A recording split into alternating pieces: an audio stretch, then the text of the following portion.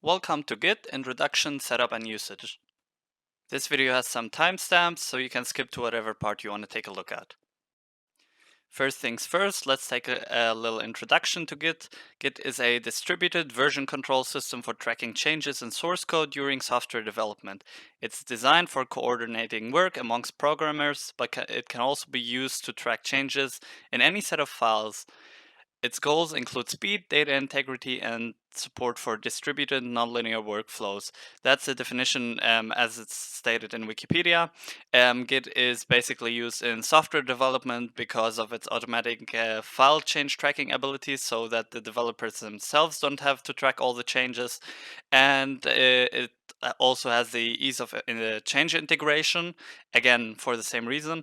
And it allows parallel work on separate files at the same time, which will then be pushed into one repository.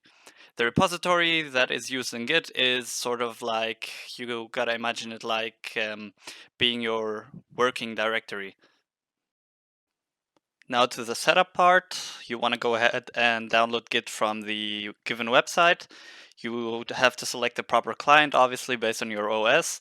Then you got to add it to your system path. We're going to be talking about Windows. For other OSs, you got to take a look at the documentation. On Windows, if it did not automatically add it during the installation, you want to go ahead to My Computer, or on Windows 10 This PC, you want to right click, go to Properties, Advanced System Settings, go to the Advanced section, click on Environment Variables. Under System Variables, you want to choose Path, you want to click on Edit, you want to create a new one, and then you want to put in the CMD path of Git. If that doesn't work, you will want to put in the bin path, but it should work. Please note that you can also put other software into the system path. We learned in one course that we should download a Linux subsystem to use a C++ compiler, which is total BS. You can just simply put it into your system path, and then you can also compile C++ on Windows. You can put in Python, you can put in Haskell, you can put in pretty much anything. Everything will work. Okay, now we want to take a look at how to create a repository. We're going to start up with a foreign repository, in this case GitHub. What you want to do is you want to go onto GitHub and then you want to click on New if you don't have one yet. Then you're going to be greeted with this beautiful website. You want to go ahead here, it says your username. Here you want to specify the repository name. We're just going to go with tutorial for this one. And then you can add like a description. You can make it public so that anyone can see it, and but you can choose who can commit to it, so people can pull it but not everyone can push. You can also make it private so that only you and invited members can see it. You can initialize it with a readme, which will basically have some information about the repository. You can add a git ignore to add files to be ignored. You can add a license and so on and so forth. We just want to go ahead and click on create. And there you go. That is pretty much a repository. You can now go ahead and clone it. To do so, you have here the HTTPS button or the SSH, which I'm not going to be clicking on because the whole world is going to know my SSH key, although, no, this one is a public repository, so it doesn't matter. Oh, it doesn't matter anyway. It's a public key. So you can also set it up in GitHub Desktop, which is an app that works for GitHub. It's easier to use than Git, but for the sake of this tutorial, we're gonna stick with Git. So that's how to create this. What you want to do next is you want to grab this link and clone the repository, but we'll be taking a look at that in a minute. Okay, so now we're going to be taking a look at how to create a Locker repository. In order to do this, you want to go ahead and fire up your terminal of choice. I'm going to be using PowerShell. You can use CMD and so on. First things first, you want to make sure that Git is actually installed and running, but you can just check by tapping in Git. What we want to go ahead and do now is I'm just quickly going to make a new directory I'm going to call repo. We want to go into that and we're going to create a repository inside of here. Now we want to be able to pull and push, so we have to create a bare repository. This also works on external hard drives and so on, so you can actually use this to back up your PC if you don't want to use automatic backup or you just want to back up some documents. I find it quite nice. You don't have to back up everything. So what we want to go ahead and do is we want to say git init, and then we want to make it a bare repository. And now, as you see, it has become a repository. Now I want to get out of here and we want to clone it.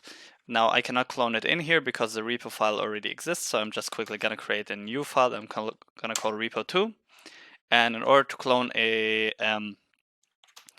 we just want to go into that. In order to clone a local repository, what you want to do is you just want to say git clone, and then you have to input the path, which in this case will be repo. And as you see, we have successfully cloned it, and there it is, we can go into it. Now you can keep watching because the rest of the commands are pretty much the same. Okay, so now we're going to be taking a look at some commands. We're going to start with the most basic one. I have my link here of the foreign repository that we created. Now we want to go ahead and start up by actually cloning it so you can start adding stuff to it. So you want to go ahead and say git. You want to fire up your terminal of choice, and you want to make sure that git is installed and running by just typing in git. Then you want to go ahead and clone the repository so we can actually start working. This will create a local copy of the repository, which you can then add files to and then commit to the master. Okay, so you want to go ahead and clone it. As you see, it is now in there. Now we can go into it. It is empty for now. So now we just want to go ahead and say create a new little file. I have a nano text editor installed, so I'm just quickly gonna make a new file that I'm just simply gonna call, I don't know, test.txt, and we're just gonna say hello world, and we are just quickly gonna save that. And if we ls, we have it in there now. Now to add changes to the master, you go ahead and use commit. This will commit your changes. You can view your changes at any time by just typing in git status. This will not give you the status of the master branch. If something changed on the foreign repository, you will not be able to see it with this, and you will have to pull the changes before you can push your new ones. This will only show you the local changes. As you see, text.txt is not yet gonna be pushed, so we have to commit it first. We have to add it first to the commit by typing in git add, and then you can type in whatever file name you want, or just start to add everything. We'll just ignore that for now. Then we want to commit the change by typing in git commit. Then you want to add a message, a commit message, and we're just gonna say uploaded txt. And if we type in git status now, as you see, our working tree is clean, but we're ahead of master, so we can go ahead and upload our changes by saying git push. This will push the changes to the master branch. And there we go. Now if we make changes that we want to save and first pull from the master branch, what we can do is, let's just say test2.txt, let's just nano into our text. And let's just say we deleted a letter here.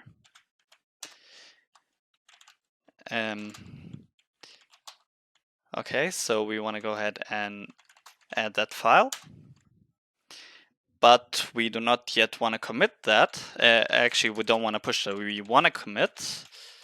And we want to say updated the txt.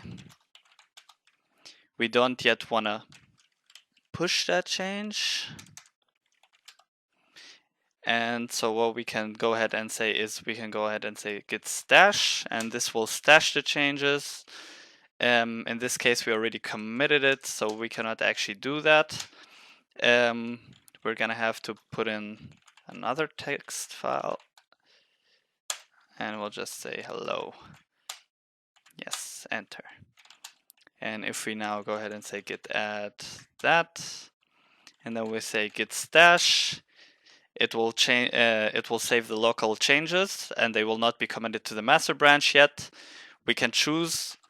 As you see, the file has vanished. We can choose to get back the changes or drop the changes. We can also see all the changes. We can say git status. It will say nothing. it will actually say that we're ahead of master by one commit because of that file we added before. We can just push that.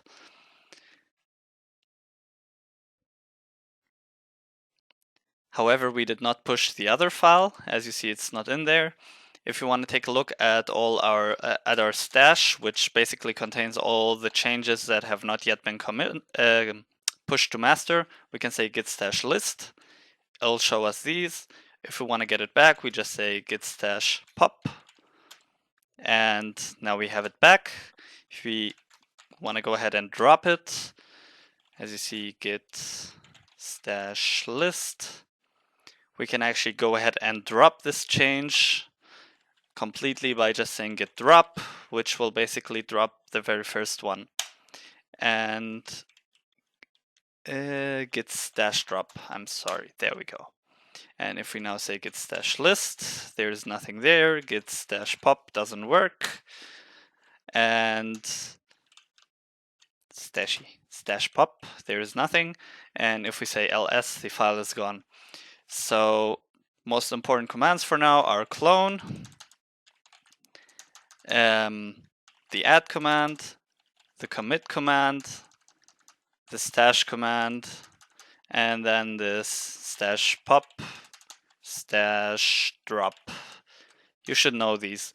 Now, what can happen when you're working with someone on the same file at the same time, and one of you commits the changes before the other guy and pushes them, the other guy will get what is called a merge conflict.